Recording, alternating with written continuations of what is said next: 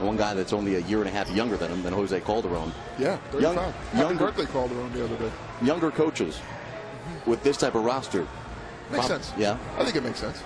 I think the voice and the choice of Luke Walton as a younger player, 4 years out from his own playing days, stepping in to connect and maybe interact with these young talented players on a level that is easier for them to receive.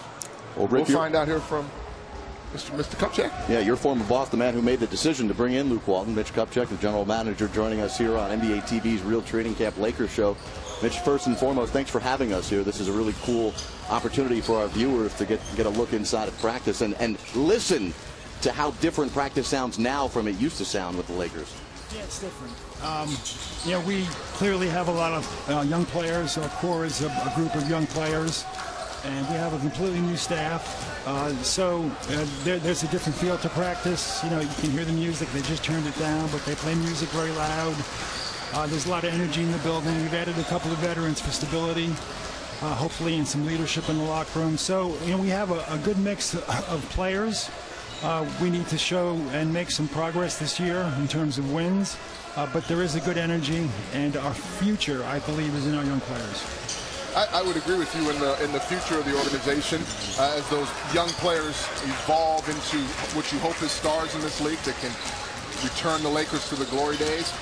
You brought in two veterans, as you mentioned, though. Timothy Mozgov, Luol Deng. Your thought process through free agency as they were filling, obviously, holes that you felt this team needed. Well, we did need size, and Luke was involved in the process. He doesn't make those kinds of decisions, and he didn't get to us until after the Warriors, unfortunately lost that Game 7. So we didn't have as much time as we'd like. But I spoke to him during the playoffs quite a bit, and then when he finally got in, we spent a lot of time together looking at our board. So what we did starting July 1st at 12:01 is we had our targets picked out. Of course, the superstars, we wanted to make a run and be as powerful as we possibly could, but we knew we needed size, and Brian Shaw coached Timothy in Denver, knew him very well, so he became, our quick target, and then, once again, we needed more leadership in the locker room, and that led us to Luol Deng. Mitch, when you have drafted or signed a player last few years, or maybe it's changed this year, beyond just their skill set or position that you may need to fill, is there a certain number of boxes that you're looking to check for a player that he has on and maybe off the court as well? Of course. You'd love to have a guy with high character, that's in his, mid-20s, that's been an all-star, and that's going to be the perfect player. They're far and few between to try to get a player like that. So you do check, the character box and his ability to play and his age and so forth and so on. A lot of times you do have to make compromises, and you can't get every box checked the way you want the box checked. And that's just the way it is in this league. At 12:01, it's a very competitive free agent market. And players, make decisions based on financial information, where they want to go, where they want to play, their chance to win right away. So it doesn't always go the way you want it to go.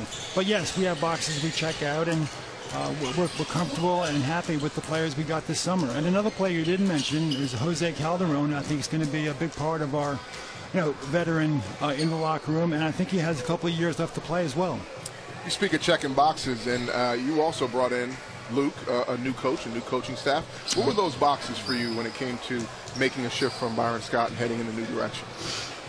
Well, Byron was dealt a very difficult, hand. Our team was kind of in a spot where, we couldn't progress and get better quickly.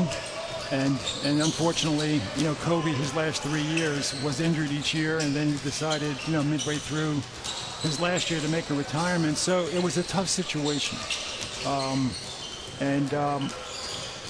Byron is a very, very good coach. And I think he'll be coaching again in this league. Luke was just a different look. He certainly is known by us. We drafted him. He worked for our D-League team for a year. And, of course, he had great success as an assistant, and then for those 40 games as a head coach up in Golden State. We liked the way they played. And we just felt at that moment, with all the factors we just talked about, Kobe's retiring, all the young players coming in, it was just a feel that this is something that we wanted to go and make a change by doing.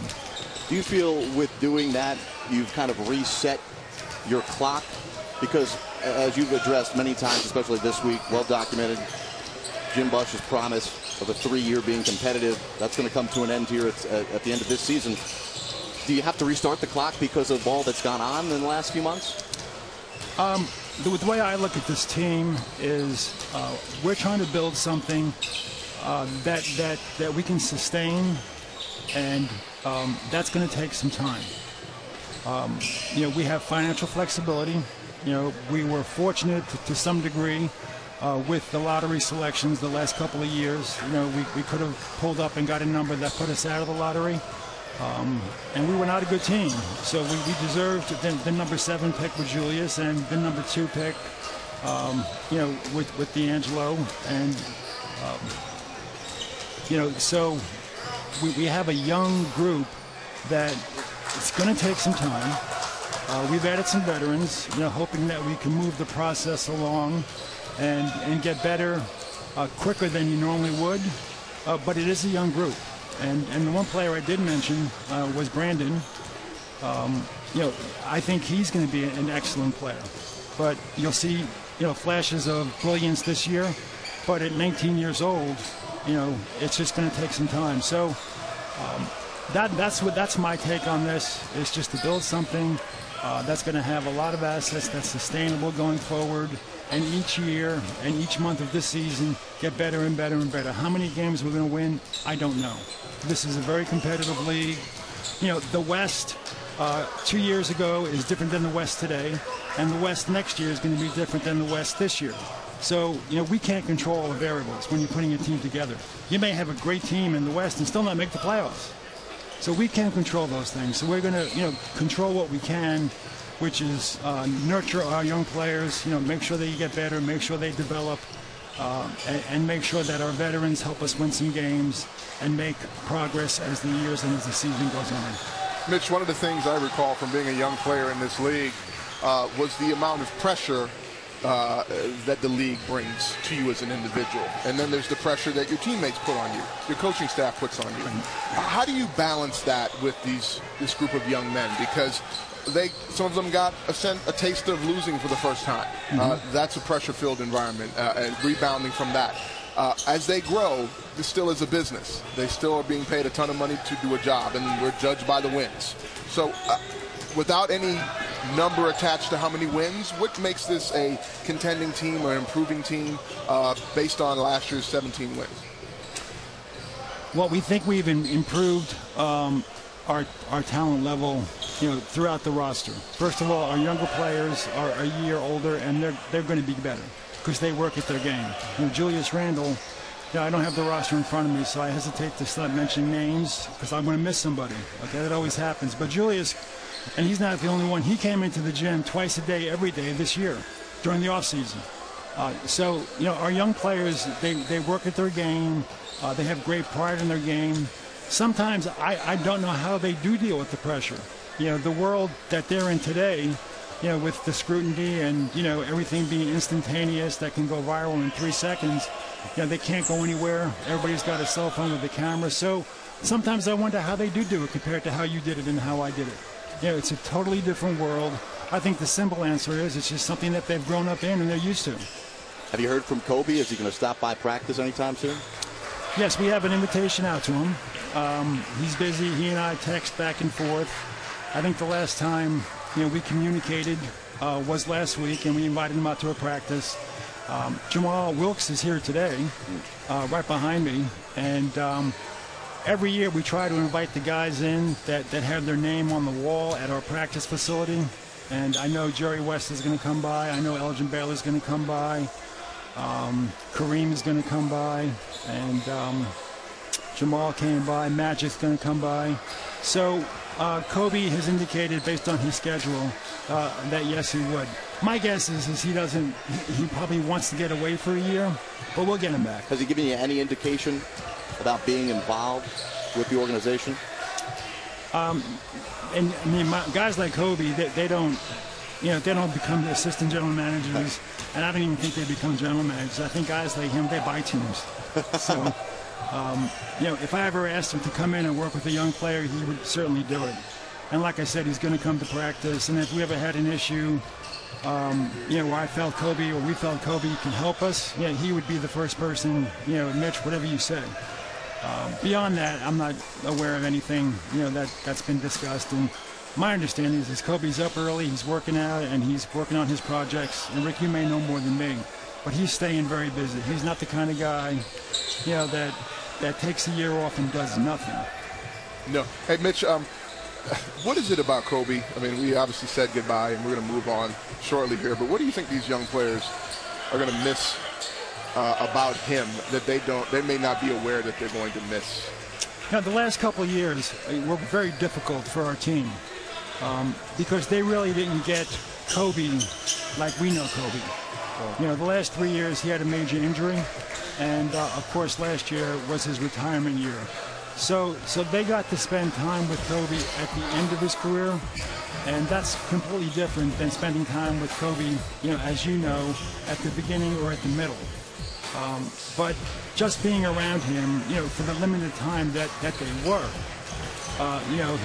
his focus, his competitive nature, how hard he works, the different generations.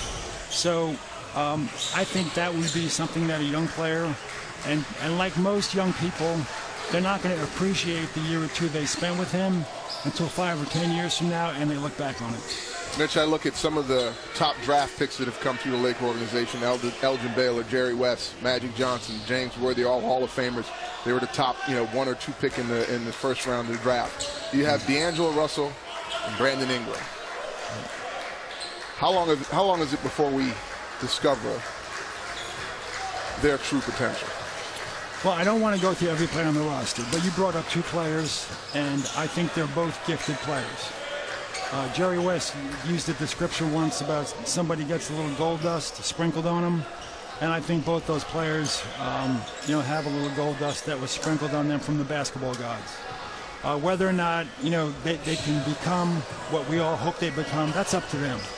That's maturing, that's working on the court, in the weight room, and it's going to take some time. When you're 19 years old, you can't rush the process. But I think they want to be great players.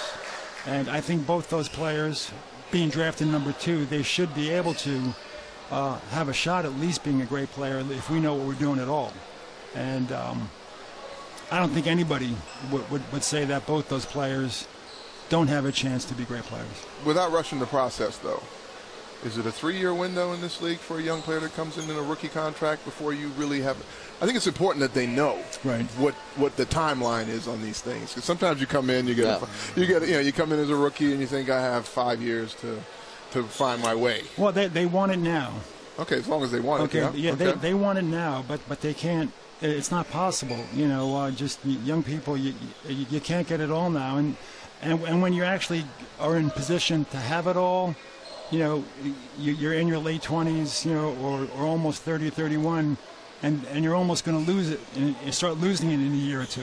And that's how it works in this business. You get better and better and better. You reach your peak. Younger players today would probably reach it when they're 24 or 25. Back when we played, it was probably 28 or 29. So it's a process, and I know they want it. I know they want it now. It's not going to happen overnight. And they're not the only 2. I think we have a couple other players that are young that have a chance also. But being drafted number 2, it has to be discussed. You can't hide from the fact that, hey, Brandon Ingram and D'Angelo Russell, let's talk about them, and can they be special? When you're drafted number 2, there should be expectations. I didn't see you guys do your secret UNC handshake yet. I was just going to ask him if he talked to my Coach K about Brandon Ingram, what that conversation was like. You drafted a lot of Duke guys recently, by the way. Yeah. And everybody that I call Coach K about, they're all great kids. They're all going to be great players. They all work hard. So I do call him every year, and when he starts to talk, I'm listening, but I do move the phone away a little bit because I know exactly what he's going to say. Well, Mitch, we appreciate it, and we understand your playlist is coming up here soon. Your personal one that you picked out. You're setting the playlist for the guys? My playlist? Oh. Your music playlist. Do you get a day? Well, my playlist is you're a future guy. Is a little you? dated. Yeah, you're a future guy. It's a little dated. Rolling Stones. Hey, you going out to Palm Springs? Springsteen. That's about it for me. Palm Springs next weekend. What's in Palm Springs? Oldchella. Oh, the Oldchella Film Festival. Oldchella. Oh, Oldchella. Yeah, I fit the Rolling bill. Stones, Paul McCartney. Yeah, I fit the The bill. Who. The Beatles. Yeah, you got it. Mitch, thank you so much for all the time. We really appreciate you inviting us into training camp today. Thank you. Good to see you, Mitch. It's great. Couple of Tar Heels. Mitch Kupchak, Rick Fox, coming back with more of Real Training Camp from just this gorgeous facility here in Santa Barbara. We'll hear from the players and hear how Luke Walton's instructing day 4 of training camp.